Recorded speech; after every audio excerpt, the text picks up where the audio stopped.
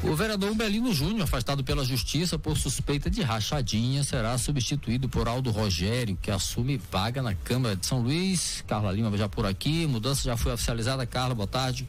Boa tarde, Cabalau, boa tarde, Gleidson, boa tarde, ouvintes. Já sim, hoje pela manhã, ele que está proibido, Umbelino Júnior, que é do PSB, está proibido de entrar nas dependências da Câmara, foi lido hoje o documento oficializando o afastamento dele e de outros funcionários do gabinete dele, inicialmente 13 funcionários, que é o número de cargos que cada gabinete de vereador tem, estão todos afastados por suspeita aí de praticarem a rachadinha, né? Que é aquela prática do funcionário receber um valor X e devolver parte desse valor. E pelas investigações da polícia, do Ministério Público, que por meio do GAECO, essa prática o funcionário estava devolvendo para o chefe de gabinete, né?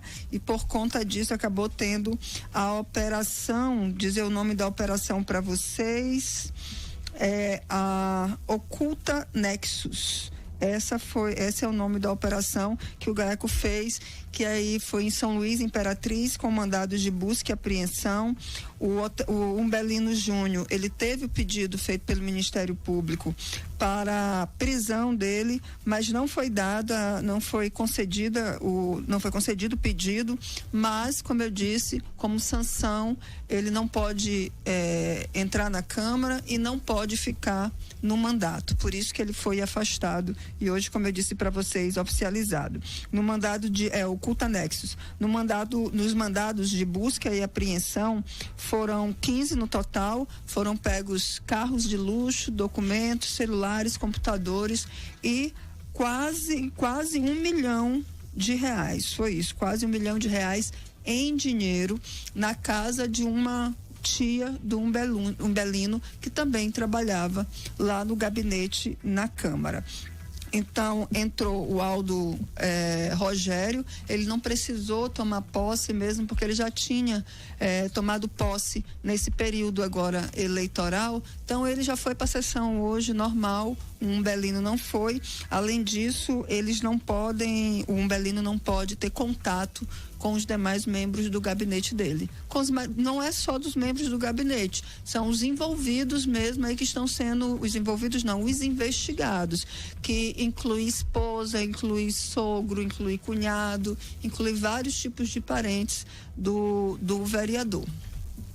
Essas pessoas recebiam, por exemplo, ele tinha os assessores, que tinham salários, devolviam parte do dinheiro para ele através dessas pessoas. Isso, exatamente. E lá em Imperatriz se deu porque ele, segundo as investigações, ele devia dinheiro a um empresário e ele repassava o dinheiro por meio dessas rachadinhas. Então ele pegava esse dinheiro das rachadinhas e pagava. O empresário disse à TV Mirante que ele não sabia que o dinheiro vinha de rachadinha, ele nunca perguntou de onde é que vinha o recurso, mas disse que o débito se devia a uma compra e venda de imóveis, de um imóvel. Então por isso que ele pagava. Antigamente se pagava imóvel, quando não se tinha o dinheiro todo, era com financiamento no banco, né? Porque é difícil você imaginar que alguém vai confiar o suficiente para você ficar dando parcelado esse recurso. Mas enfim, essa situação do Umbelino por enquanto. Ele permanece afastado, não se pronunciou até então a respeito dessas investigações do GAECO. Ô Carla, mudando aqui da Câmara para a Assembleia Legislativa, a gente teve essa eleição disputadíssima para a mesa diretora, principalmente para a presidência, entre Otelino e Iracema. Como é que ficou a base governista depois dessa eleição? Porque aí o risco grande de que a oposição ganhe força, aumente. Como é que está a posição, como é que está o pensamento, como é que tem se articulado governistas na Assembleia? A ideia inicial é que o recado dado para o Palácio dos Leões, para Iracema Vale, que é a presidente reeleita, é de que o tratamento, a relação Palácio com a Assembleia precisava mudar. Esse daí era o discurso de quem votou contra a Iracema. Quem votou chateado com as eleições de 2024, por conta da posição do governo e também da Iracema, chateado e temeroso, melhor dizendo, por conta das eleições de 2026, pela previsão da quantidade de secretários que possa vir disputar uma vaga na Assembleia Legislativa, e quem está lá quer se reeleger, óbvio, e também aí a reclamação de que as demandas elas não são atendidas a contento. Então são essas três situações. Só que o recado não chegou da maneira como esses deputados, pelo menos de 13 deles, né? Foram 21 votos Potelino, pelo menos 13 deles, o recado que eles estavam esperando que seria recebido dessa forma pelo Palácio dos Leões. Ocorreu uma reunião depois de toda essa disputa acirrada e ficou definido que o grupo governista quer ter na Assembleia Legislativa uma base de pelo menos 30, no máximo, na verdade, 30 deputados. Eu falei para vocês na quinta-feira, são os 21 que votaram na Iracema, e eles querem escolher a dedos entre os traidores mais 9 para compor essa base. Mas qual é o risco? E isso que os governistas que estão ali do lado da Iracema temem. É porque se o governo fechar 30 que serão aliados, ficarão 12 que não serão aliados, ou seja, não terão tratamento de aliados, porque tem toda essa relação. E pode, com isso, formar uma base de oposição contra o governo, né? Oposição, claro que é contra, de 12 parlamentares. Seria a maior oposição que um governo já teve na Assembleia Legislativa. Então, esse é o temor. Dá para fazer muito barulho, hein? Ainda mais em vésperas de eleição. Mas, entre aspas, assim, vamos dizer assim, que salvar 9 dentre os traidores, essa conta não ficaria muito apertada, não? Pois é, porque assim, dentro de uma votação, porque o que o Palácio pensa nesse momento? É que precisa ter uma margem, mesmo que pequena, de votos, principalmente quando a matéria precisar de de quórum qualificado. Então, esses 30 atendem, né? Em tese está tudo certinho. E eles ficariam com uma base menor, ou seja, teriam menos demandas a atender. Então, sufocaria menos o governo, e eles já deixariam de lado mesmo aqueles que eles acham que já não podem confiar de maneira nenhuma. Mas, como eu disse, uma oposição numa casa legislativa, ela faz bastante barulho, ela pode atrapalhar os planos do governo entre os 9 que lá estão. Se traíram uma vez, não se sabe se vai trair de novo, bem que a traição foi por meio de voto secreto, né? Não sei se trai mesmo olhando olho no olho, que é a principal reclamação da Iracema e também dos palacianos, porque eles acreditam, e eu também acredito nisso, que se a votação não fosse secreta, o cenário era completamente diferente.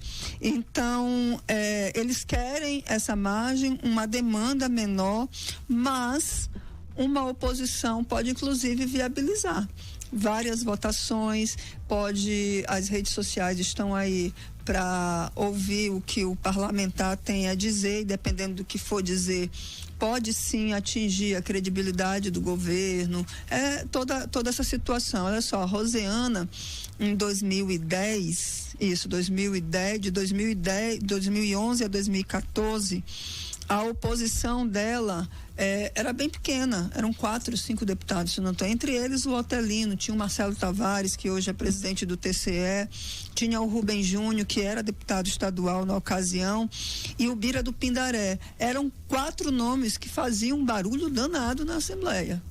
Esses 4 nomes. Imagina 3 vezes esse número de parlamentares.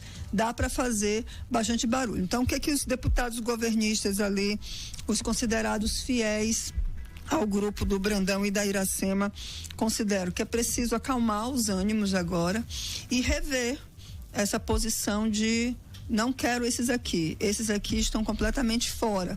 Então quer que o governo acalme-se e, nesse momento, reveja a posição e traga o máximo possível de aliados de volta.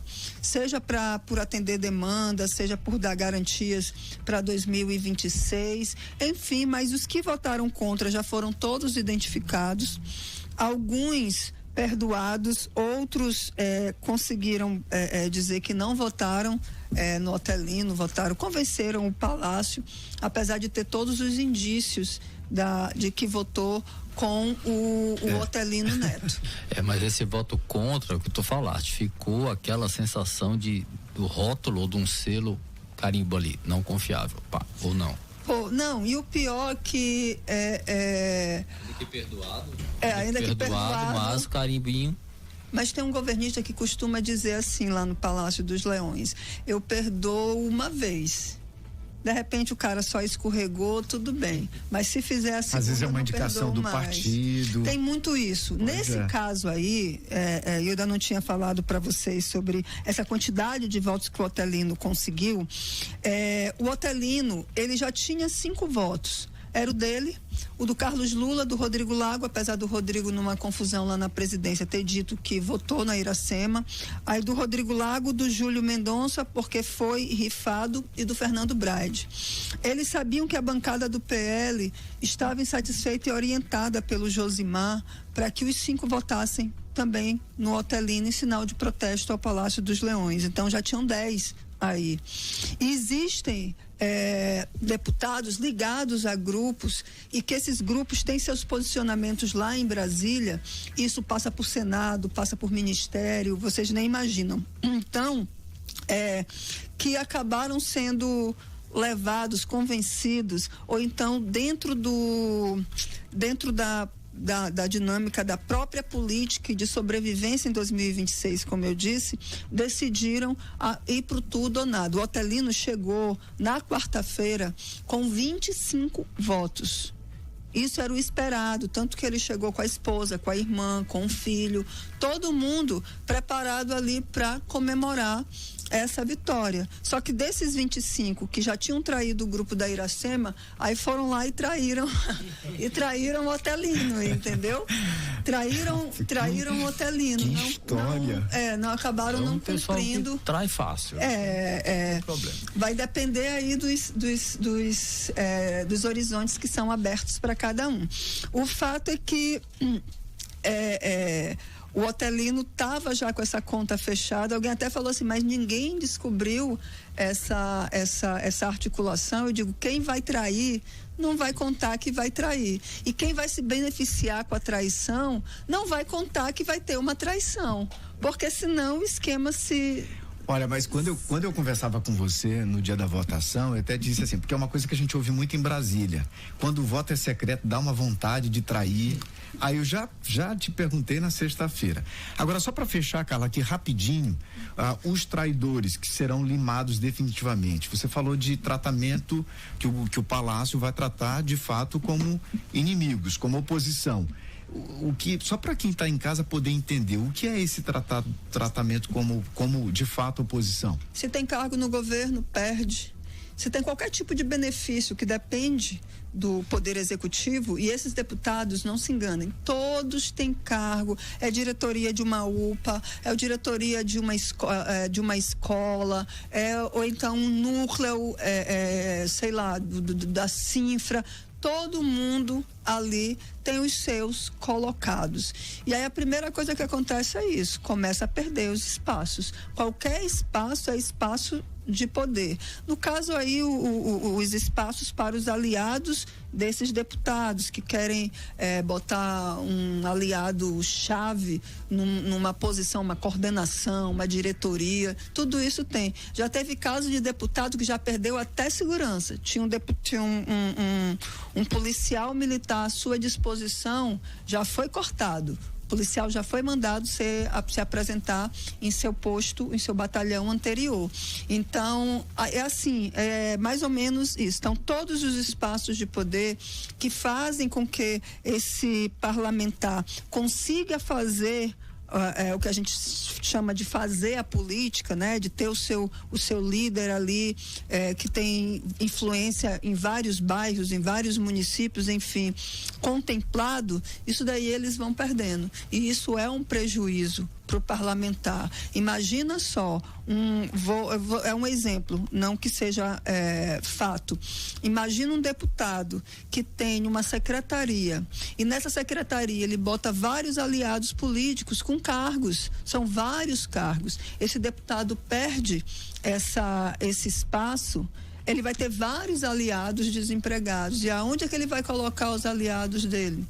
Que são aliados chaves. Então, é isso.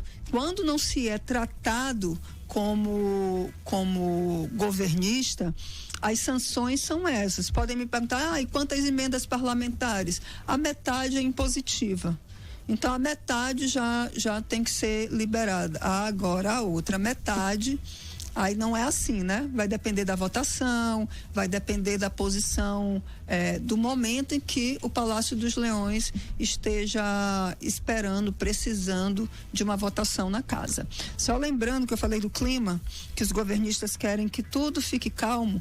O problema é que a oposição não quer deixar calmo, quer judicializar a eleição, quer dizer que o critério de desempate da idade, ele não necessariamente é como o da Câmara, e eu já pesquisei, eu vi que é exatamente o da Câmara, e eles somente buscam um outro critério de desempate se o primeiro ele coincidir. Então, se o Otelino tivesse 55 anos, como a Iracema tem, aí eles iam buscar um outro critério de desempate, que geralmente é o tempo, né? É o número de mandatos que tem, o tempo no parlamento. O outro é em relação ao rito. Eles contestam que teve uma reunião secreta depois da primeira votação.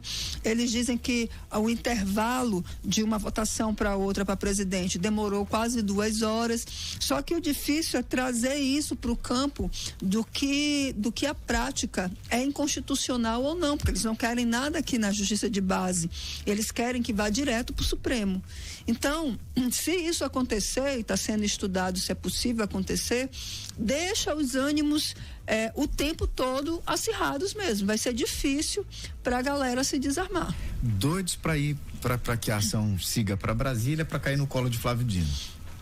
Né? Pelo menos a ideia que eles querem passar é sempre essa. Gleidson, eu sou muito, apesar do nome do Flávio Dino ser usado bastante entre os políticos aqui, tantos que querem se favorecer quanto os que temem qualquer decisão, ação judicial, porque tem um monte, né?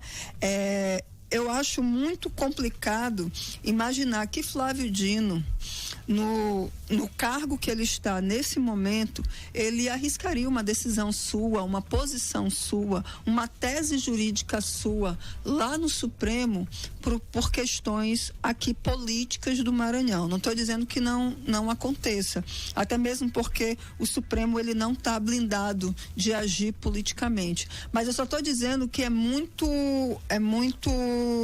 localizado para o Flávio fazer isso. Me parece que dão mais poder para o Flávio do que ele realmente quer ter. É o que me parece. Ele pode dar uma decisão para o Brasil todinho que vai atingir o Maranhão e ele vai ficar satisfeito porque vai atrapalhar os planos do lado que não é mais do lado dele. Pode até ser, mas vai ser para todo o Brasil. Não vejo assim algo localizado, armado, coordenado, articulado pelo Flávio Dino para interferir na política aqui. Talvez eu possa estar sendo inocente, mas é só conversar com os demais, vários atores, os que falam com Flávio, os que não falam, que já se percebe que ele não tem essa vontade toda de se meter, não.